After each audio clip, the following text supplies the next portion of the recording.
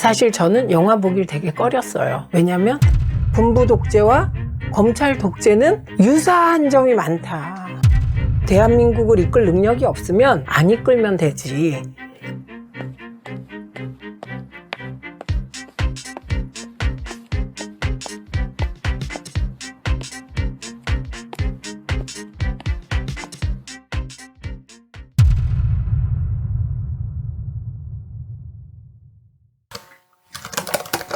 와, 1273. 관객 평점이 9.54, 네티즌 평점이 9.58. 와우. 최민희가 매긴 평점은 9.9. 영화를 너무 잘 만들었습니다.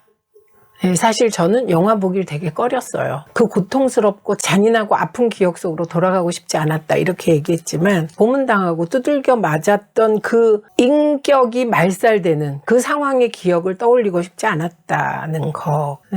그날 그 공포가 말할 수 없죠. 죽을 것 같다 이런 생각이 드는 그 상황은 짐승으로 돌아가서 오직 생존하고 싶다는 욕망만 남는, 굴복해라 그러면 안 맞을 거고 고문 안 당할 거고 너 혼자 안 있어도 되고 또 가족들도 면회시켜 줄 거고. 전 정치범입니다. 양심범입니다. 제가 대학교 4학년 때 전두환 물러나라 이렇게 전두환을 비판하면서 시위를 했는데요. 그 학내 시위 이후에 제가 감옥에 갔는데 제가 양심수 후원회로부터 후원을 받았으니까 전 양심수입니다. 혹시 사람이 충성하는 건 아니에요? 저는 사람에 충성하지 않기 때문에 제가 오늘도 이런 말씀을 드립니다. 가장 웃기는 건 사람에게 충성하지 않는다는 검사 대통령 밑에 있는 모든 사람은 윤석열 대통령에게만 충성하는 것으로 보입니다. 군부 독재 정권과 검찰 독재 정권의 차이는 뭐냐?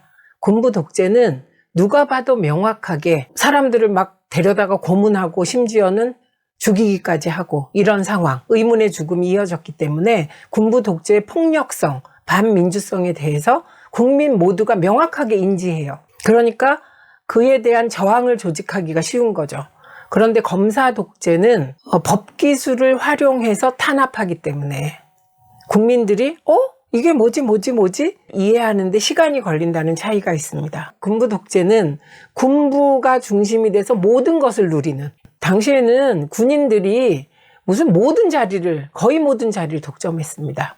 우리가 검사 독재라고 하는 건 검사들이 주요 요직을 차지하고 이게 특수부 라인, 그중에서도 윤석열 특수부 라인이 대한민국을 지배하고 있다고 생각하고, 그래서 최근에 윤석열 정부의 인사를 보면 검사 출신이 방통위원장도 하고 검사 출신이 금융기관의 책임자로도 가고 검사 출신들이 대거 국회에 진입하려고 정당에 가입하고 이런 현상이 나타나는 것이거든요.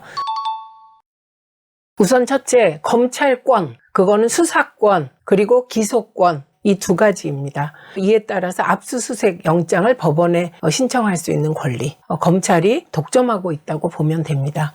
그러니까 당연히 이 기소권과 압수수색 영장 청구권을 활용하는 것이죠. 지금 윤석열 정부 검찰의 가장 큰 권한 행사 방식, 가장 큰 원칙, 내 편은 봐주고 상대편은 죽인다. 대원칙으로 보여요. 일단 내 편은 아무리 잘못이 있어도 봐줍니다. 주가 조작을 해도 봐줍니다. 수사만 질질질 몇 년 하고 기소 안 합니다.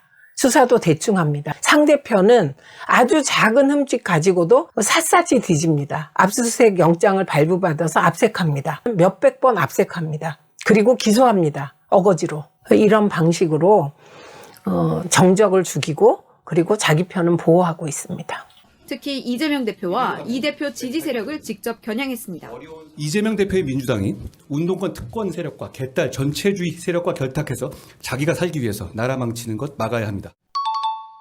이 정권은 지난 1년 8개월 내에 이재명 대표를 악마화하는 것 외에는 기억나게 한 일이 없습니다. 이 이유가 뭐냐? 실력이 없기 때문입니다. 저는 윤석열 대통령도 한동훈 비대위원장도 대한민국을 이끌 긍정적 에너지로 이끌 실력이 없기 때문에 이재명 대표 악마와 그다음에 586 악마와 그리고 심지어 지지자들, 개딸 전체주의.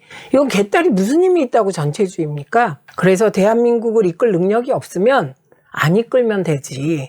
끊임없이 누군가를 악마화하는 이 행태, 이건 반드시 심판받아야 됩니다. 586은 자기의 젊음을 희생한 사람들입니다. 80년대 전두환 군부 독재 치하에서 벌어지는 말도 안 되는 일들, 그 군부 독재를 참을 수가 없어서 그것을 시정하라고 싸워온 사람들입니다. 저는 윤석열 대통령이나 한동훈 위원장이나 군부 독재 시절 뭐 한 사람들입니까? 사법고시 봐서 편안하게 양지에서 산 사람이잖아요. 자기 개인의 일신상의 영달을 위해서 기득권에 안주한 사람들이 손잡고 올바르게 일했던 사람을 흔드는 거 그 이상도 이하도 아니다 생각합니다.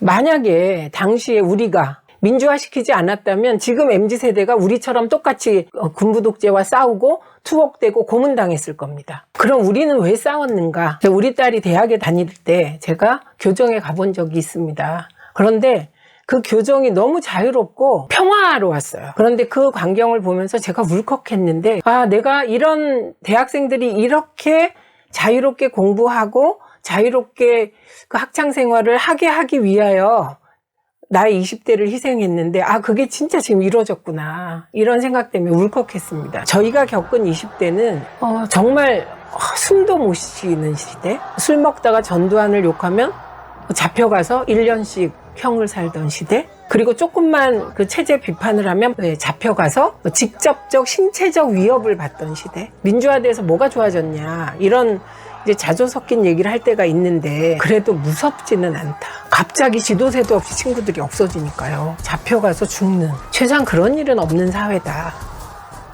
이렇게 얘기를 하죠. 내가 고아였으면 좋겠다, 이 순간.